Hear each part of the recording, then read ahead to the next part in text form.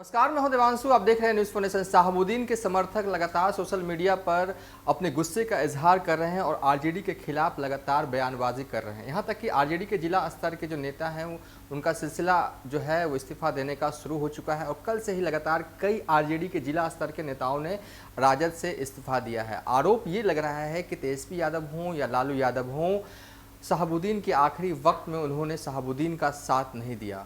समर्थक भी यही कह रहे हैं। और अब से कुछ देर पहले हमने AIMIM के प्रदेश अध्यक्ष अख्तरुल ईमान से बातचीत की है फ़ोन पर। उनका भी साफ तौर पे कहना है कि 4 बार सांसद रहे हैं शहाबुद्दीन, राजद के कद्दावर नेता थे। दुख की घड़ी में उनका परिवार का साथ कहीं ना कहीं राजद के लोगों ने नहीं दिया।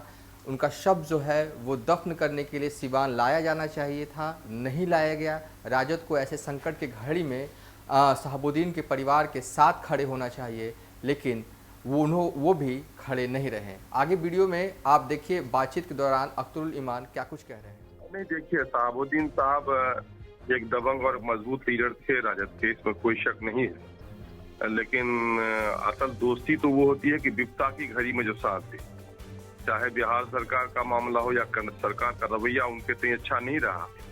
जेल में चूंकि उनको एक पूर्व सांसद होने की वजह से जो प्रोटोकॉल मिलना था वो प्रोटोकॉल उनको नहीं दिया गया और मरणोपरांत उनके लाश को घर नहीं लाने देना, ये समझिए जुल्म था। ये कहीं से भी पाबंदी नहीं थी। ऐसे वक्त में लोगों को उम्मीद होती है कि जिनसे हमारा गहरा रिश्ता है तो उससे लोगों की ज्यादा उम्मीद रहती है। तो जाहिर है कि ये बात तो सभी लोग जानते हैं कि राजद के सरकार के बनाने के सिलसिले में शहाबुद्दीन साहब का बड़ा रोल रहा है, इसको कोई भुला नहीं सकता। ऐसे वक्त में तो अपना कर्ज उतारना या अपना रिश्ता निभाने का बेहतरीन मौका था राजद के लिए और शायद उन लोगों की अपेक्षा से कम इन लोगों ने ये किया होगा। इसी वजह से अपने दुख को प्रकट किया उन लोगों ने।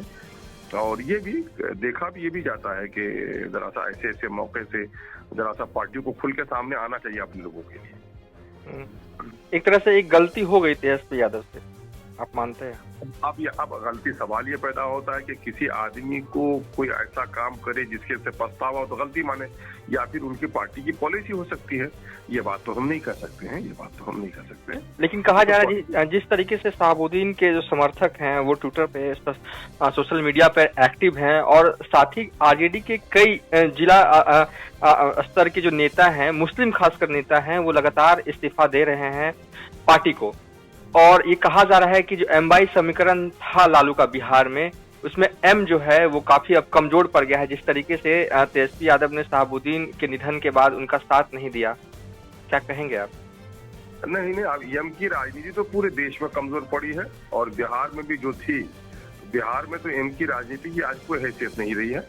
पार्टियां वोट के लिए इनका इस्तेमाल भले ही कर लेती हूँ, लेकिन इनके हक दिलाने में तो कोई भी ईमानदाराना कोशिश नहीं कर रहा है।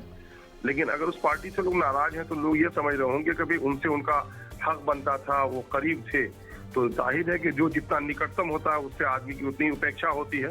शायद उस उपेक्षा में कमी महसूस किया होगा लोगों ने। कल आपके नेता असदुद्दीन ओवैसी ने भी ट्वीट किया और शहाबुद्दीन को शेरे सिबान कहा और अपने एक तरह से कह सकते हैं कि माध्यम से बताया कि किस तरीके से उनका बेटा जो है वो चाहता है कि पार्थिव शरीर सिवान लाया जाए, लेकिन लाया नहीं गया। आपके नेता की भी चिंता थी, ट्विटर के माध्यम से उन्होंने जगजाहिर भी किया। लेकिन शहाबुद्दीन के ही एक रिश्तेदार हैं, उन्होंने बाकायदा ये कहा है कि उनके बेटे जो हैं ओसामा, वो आपके नेता को कोशिश कर रहे थे बार बार फोन करने के लिए, लेकिन वो बात नहीं कर पाए। अब बात इस वजह से नहीं हो पाएगी, लेकिन हमारी दिल्ली की पूरी टीम गई हुई थी, हमारे नेता ने, फिर हम लोग भी रास्ते में थे पूरे तौर पर। उनके निकटतम आदमी से पूरा पल पल की खबर, कब क्या हो रहा है, पल पल की खबर में मैं भी शामिल था रूमी जी से। और मामला के बात नहीं हो पाई और उन्होंने तो बात टैग कर दिया था इसको, वजीर दाखिला को, होम मिनिस्टर को, और दबाव बना सकते थे। और सवाल ये पैदा होता है कि भाई इस पर तो वाकई अफसोस का मामला है, हमारे वो चाह ही रहे थे ये भाई मरने के बाद कोई सजा याफ्ता मुजरिम तो नहीं थे ना भाई, अंदर मैंने उन पर मुकदमात चल रहे थे, लेकिन वो पूर्व सांसद थे। मरने के बाद तो किसी की सजा भी बाकी नहीं रहती है। उनके घर वालों को लाश ले जाने के लिए देना, अरे कोविड प्रोटोकॉल था तो उसमें भी, और उनको तो सरकारी सम्मान के साथ उनका अंतिम संस्कार होना चाहिए था। तो जाहिर है कि ये काम करने में जिन लोगों से भी चूक हुई सब लोग मुजरिम है, वो सब लोग मुजरिम। और अगर उनके शुभचिंतकों को ये हो रहा है, अफसोस हो रहा, देखिए ना सदमे में हम लोग शामिल है उनके साथ सदमे में। तकलीफ की बात तो है कि उनके लाश को उनको घर ले आने के लिए नहीं दिया गया, है ना। हम लोगों ने अपने तौर पर दबाव बनाया, है ना, हम लोग की बात नहीं सुनी गई।